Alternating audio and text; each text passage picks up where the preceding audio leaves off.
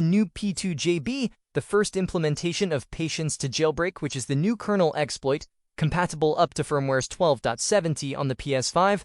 Of course, it does have the big downside of taking multiple hours to load, about 2 hours roughly to get this kernel exploit loaded on your PS5, but of course it works up to 12.70, and we'll likely see other implementations soon that will work with other userland exploits. Like we could use this with the YouTube jailbreak to jailbreak up to 12.40, we could use this with the YARP exploit with Arcade Spirits, the new challengers, or Don't Starve Together Console Edition, or the Japanese Lua games to jailbreak up to 12.70 with this.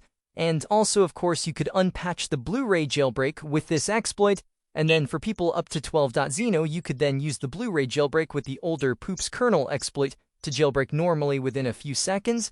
So you guys have that additional benefit as well without having to use Star Wars Racer Revenge. The ironic thing, though, is that this first initial release of this exploit actually uses the Star Wars Racer Revenge exploit. So the first implementation uses Star Wars Racer Revenge. So go ahead and show you guys how to set this up in this video.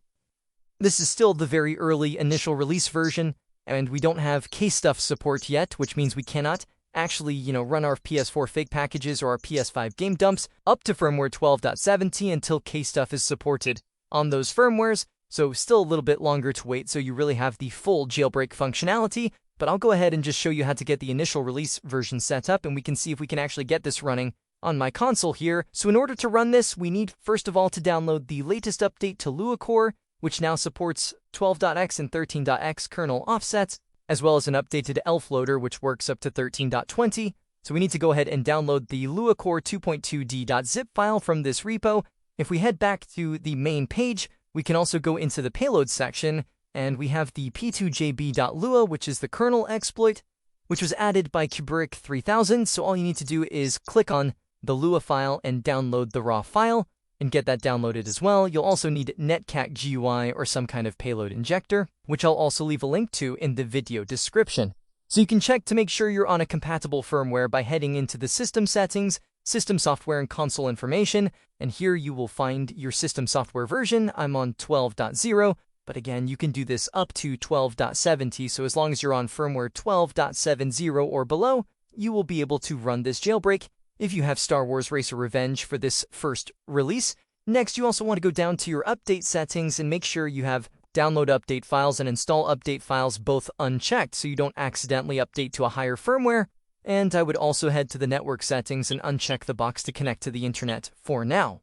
Okay, so with that all said and done, all we need to do is load up the game Star Wars Racer Revenge, and then wait till you get into the main menu, close out of the game, go into your settings, plug in a USB drive into your PS5, and go to Save Data and Game App Settings, and then select the option to upload or delete from console, copy to USB drive, select your Star Wars Racer Revenge save file, and then copy that over to your USB.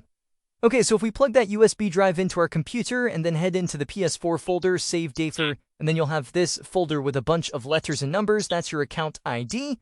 So you just want to copy that account ID, head over to the website garlicsaves.com, go to the dashboard section, enter a profile name, and then paste in the account ID into the account ID box and add that profile.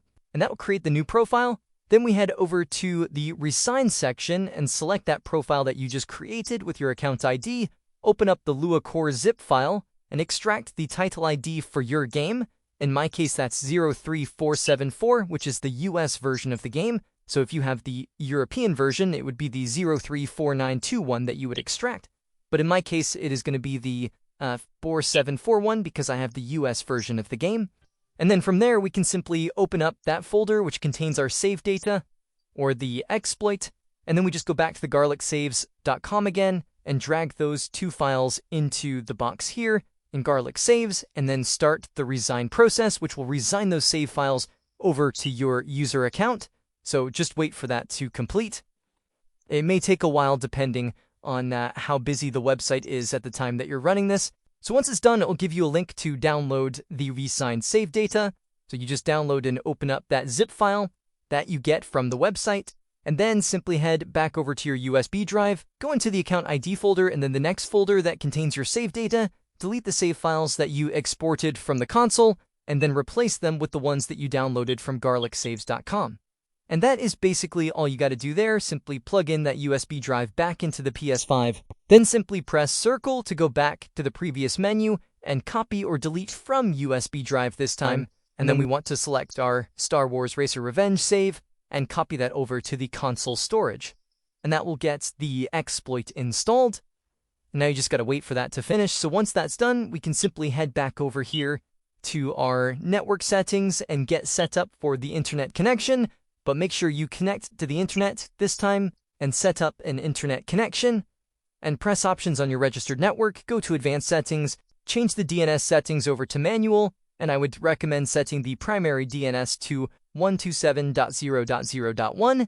This will make sure that Sony's servers are being properly blocked, while still giving you a network connection that's going to be needed to send the Lua script over to run the kernel exploit. So we want to make sure we have a network connection, but no access to the internet to download updates. So now we can simply run our Star Wars Racer Revenge game. So once we get the game loaded up, we press the start button and then head down into the options menu. So select that first of all. Once you get into the options menu, there is another option called All of Fame that you need to select, and that will trigger the exploit. We get mounting save data for Lua transition, USA version detected, and there we go, master core is initialized, and it is done. So you'll know everything's working when you see this appear on screen with the remote Lua loader. If you get some kind of error message instead, you just need to restart the game and try again. But here we go, it's working now, so it's listening on our PS5's IP address, so we can open up netcat GUI and copy the Lua P2JB file into the program, and simply enter the PS5's IP address in the host box, and the port number as 9026. And then we just inject the payload, and that will start running the jailbreak on the console, and this is where the long wait begins. Now my watch begins, as you can see, so we're now 2 hours that we have to wait. So stage is patience, please wait for some time, and it says roughly 2 hours. It's not exactly 2 hours, sometimes it might be a bit shorter, a bit longer, but it's thereabouts. It's usually around about the 2 hour mark that you have to wait for this to complete, and then you just have to keep your fingers crossed that it's actually successful, because sometimes, just like any other jailbreak, it doesn't always work 100% of the time. So if it fails, you can get an error message. So when I first ran this, I got this error message where it started running it after 2 hours, and then I just got this message showing that it failed. I'm now running it a second time here, hoping that I'll be successful in my second attempt. I don't really have enough time for a third attempt, so if it fails, then unfortunately I'm not really going to be able to show the end of this. Okay, so I was eventually able to get it loaded successfully. So you can see here, this is what happens when it successfully loads. We get all of the other stages, including stage 3, kernel read-write achieved, and then we get our ELF loader loaded. And the ELF loader is now running in the background, so you can safely close out of Star Wars Racer Revenge now. After it's loaded, you will also have access to the debug settings in the settings page.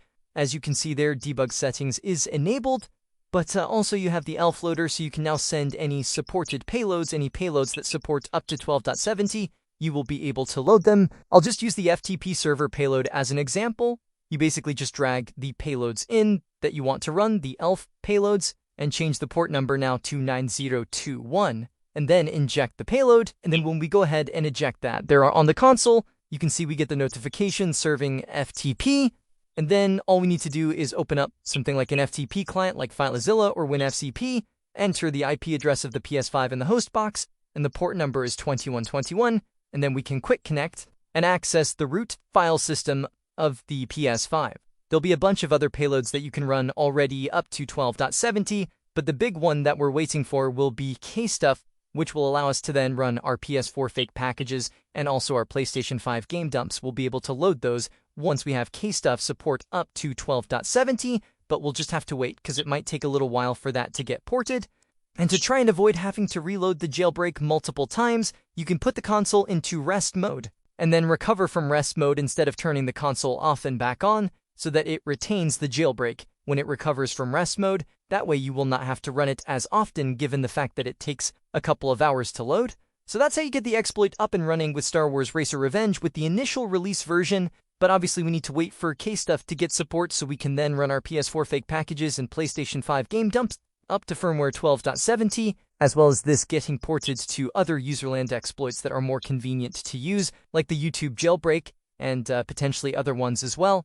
So hopefully we will see that fairly soon, maybe some stability improvements too, so that it doesn't fail as often when you run it, so you can hopefully just run it once, and within 2 hours it will succeed.